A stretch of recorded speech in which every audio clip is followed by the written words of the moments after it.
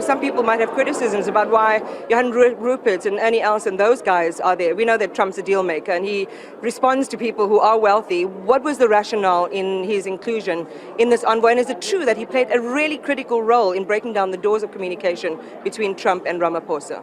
Well, he did. I mean, he knows them. He knows South Africans, he knows Gary Player and all of those people. But he did ask for them to be part of the delegation from what we have understood. Trump asked? Yes, of course, that they be part of the delegation, because the main issue here is that South Africans have been killed in a genocide and so on. So I think we need to lay those matters to rest in terms of engagement.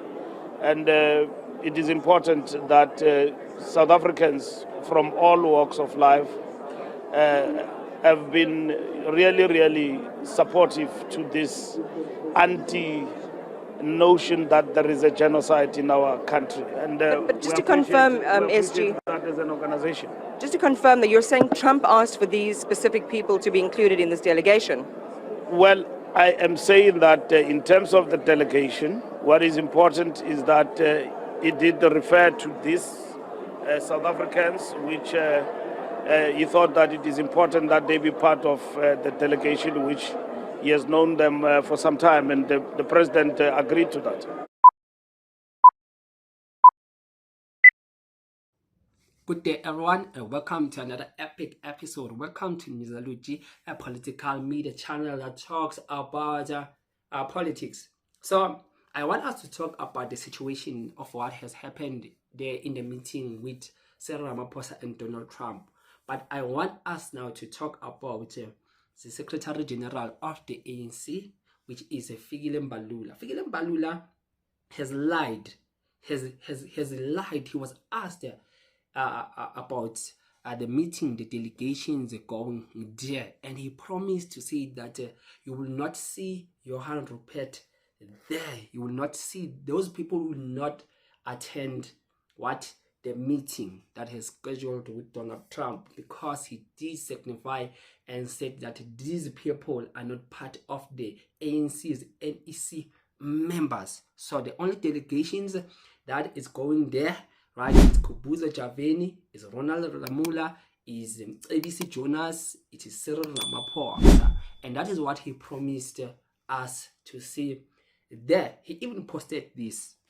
If it's true that Ramaphosa will be joined by Johann Rupert and any else in the meetings that the ANC mandated him to attend with Donald Trump, we won't waste time in recalling him like we did to Private Gordon and ABC Jonas before. Johann Rupert is not an ANC NEC member and is not part of our official delegations. We are a disciplined party and do things by the book. So, Mbalula comes and said that if Johann Rupert is there, we will need to recall President Cyril Ramaphosa, like what we did with the late Private Gordon and ABC Jonas. Remember when they went to the US, right?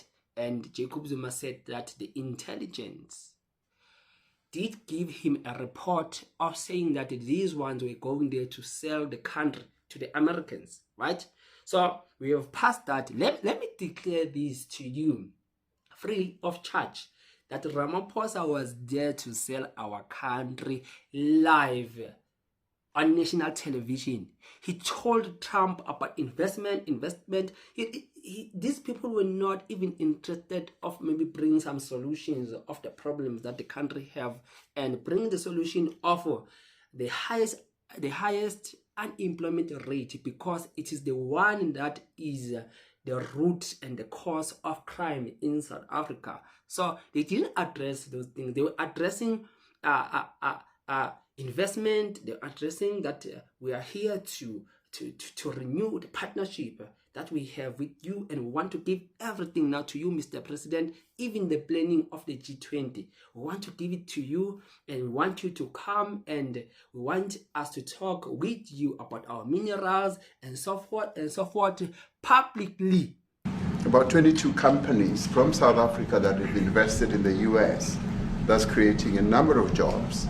And similarly, you've got almost 600 companies that have invested in South Africa, and some of them have been in South Africa for more than 100 years. That's true. So our links are really long-lasting, and we would like to recalibrate those relations between our two countries and discuss a whole range of issues, geopolitical, the work that you're doing to bring peace around the world, in Ukraine and in the Middle East. So we value that, and we are also a great contributor to peace processes that are going on around the world. And of course, we want to discuss how we can support each other. You are a much bigger economy than we are. We're just a tiny economy, but we rely on each other on a number of issues. We've got critical minerals that you want to fuel the growth of your own economy and reindustrialize. So we have that on offer, including rare earth minerals. So all that combination of opportunity and the products that we buy from you, as well as what we sell to you, I believe makes up a really good and powerful relationship, which we need to strengthen, which we need to engender, and that is really what has brought us here. Live for the first time that the President Cyril Ramaphosa comes live and speak in selling our own minerals, our own resources here in South Africa. So the ANC has sold out to the Americans, giving the Americans power. So it was more like the servant and the master. And you would tell how Ramaphosa was trying to massage now his statements, his talk, so that he will make, he was just buying the face of Donald Trump, so that he will make Donald Trump to become and so forth. He needed not to do that because Johann Rupert was there as a friend of Donald Trump. So Donald Trump was bound not to misbehave or to do anything that was so outrageous or was out of order as many people anticipated, to say that no, he will treat President Cyril Ramaphosa like Zelensky. He will do what he did to Zelensky. No, it was different. The people that were there, the likes of Johann Rupert, they have close ties with President Donald Trump. Any else, the golfer, he's well known by Donald Trump. Retief Hossein, the golfer, he's well known by Donald Trump, right? And the funny part was that this business ordeal had nothing to do with you and I, even including the Afroforum or the white Afrikaners, right? Yes, they talked about that, but what was their solution? We never got their solution. They were talking about business to say that they will have to do another meeting free of media, a private meeting whereby they will be negotiating, right? You see this picture here? President Cyril Ramaphosa seems like he's signing some serious things. So South Africans, finally the country has been sold. It is out. And while they are doing this, Johann Malema posted this. A group of older men meet in Washington to gossip about me. No significant amount of intelligence evidence has been produced about white genocide. We will not agree to compromise our political principles on land expropriation without compensation for political expediency. And I like what Mbuyiseni Ndlozi said. Mbuyiseni Ndlozi said something that pretty much related to me as I was watching, right?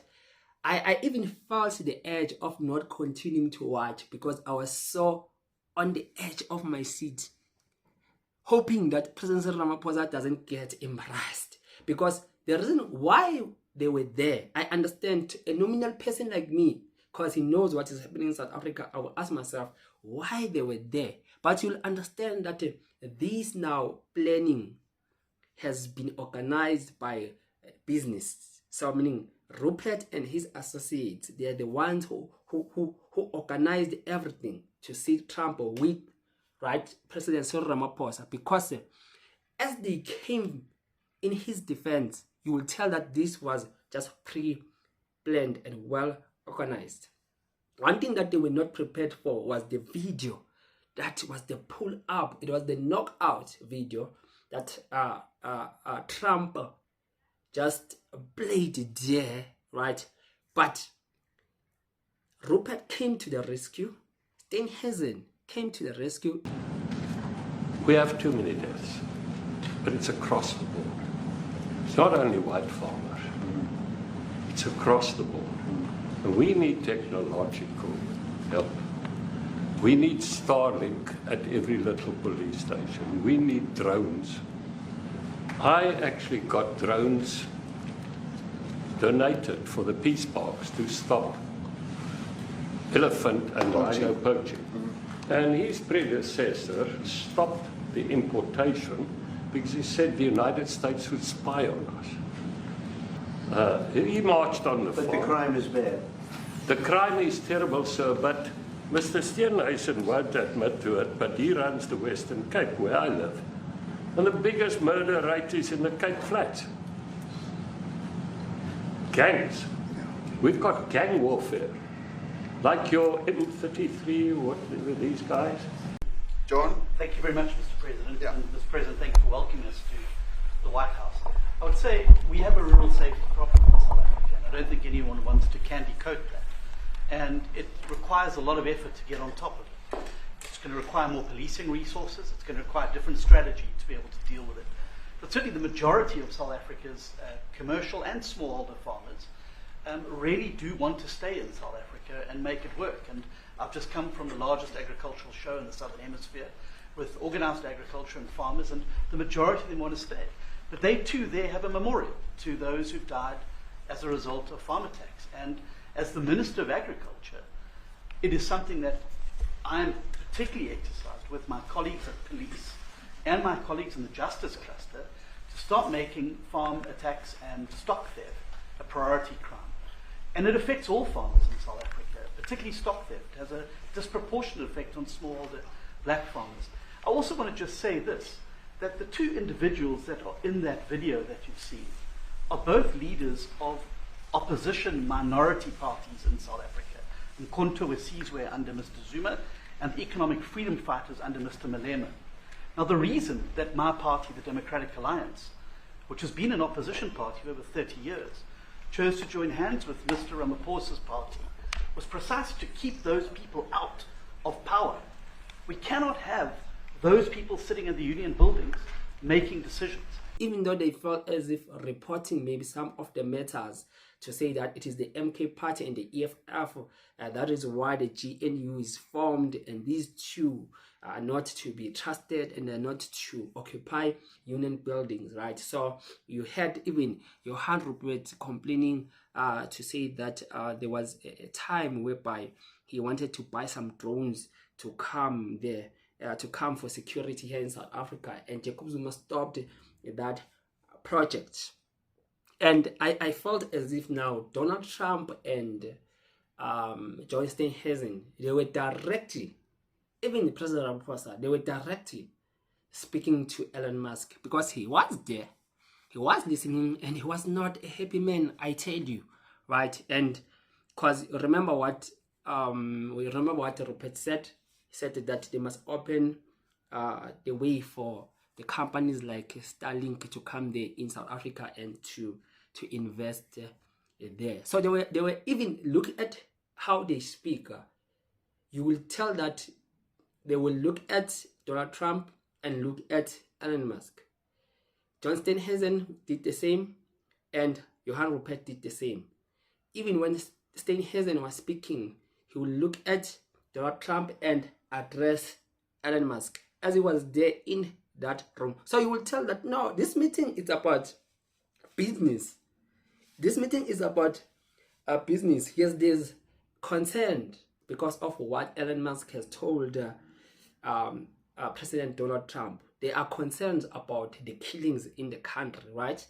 But now the moral of the meeting, it was about business. That's why you heard President Cyril Ramaphosa kept on explaining to say that the investment, we're looking for partnership, for new partnership, and so forth and so forth, and we're giving everything to you now, to your hands now, to be the leader and to chair. Then the country was sold just in front of our eyes. Oh, country gone just like that. I really believe it's not very important. It's not the same meaning. As I said to President Trump, the US really originated the G20.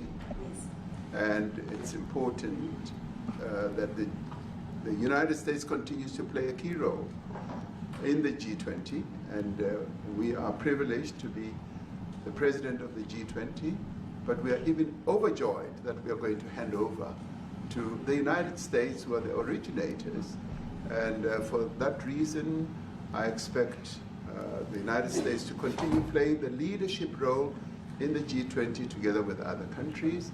And I've said, when I initially spoke to President Trump on the phone, I want him to come to South Africa for a state visit, and I also want him to come and participate in the G20. And I want to gladly hand over to President Trump to take the leadership of the G20 forward. This is what Mbusenelo said. What happened in that room is the greatest assault on African dignity, sovereignty, and liberation legacy that literally handed over our country. Then there was a broken heart. What a shameful state of affairs. Any proud African watching that drama must have felt the shame deep in their hearts. It was very shameful to see the whole leader of South Africa, the whole leader, going like this. No one is pointing at him. When he tries to explain, just speaks 1-2 sentences, and it's been disrupted by Donald Trump or even the journalists because they were making the loudest noise, right?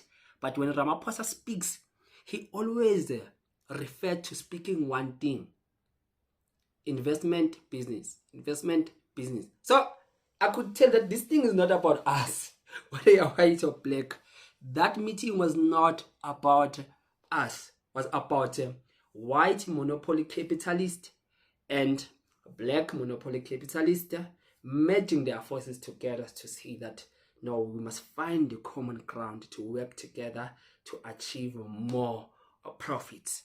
That was the moral of that meeting. So anything more, anything less, we were not invited, me and I. It was a publicity stunt to say that as if they're addressing now this thing, right, on the podium. But looking at this now as Africans, we just saw a different character between the leader of our country, President Cyril Ramaphosa, and the likes of those who want independent, the likes of Abraham Traore. We just saw a different position to say that while Abraham Traore is fighting to hold his minerals, his resources of the country, and to kick France out, our president gave all the powers that he possessed and said publicly, everything is yours, I'm giving to you, including the minerals and the resources.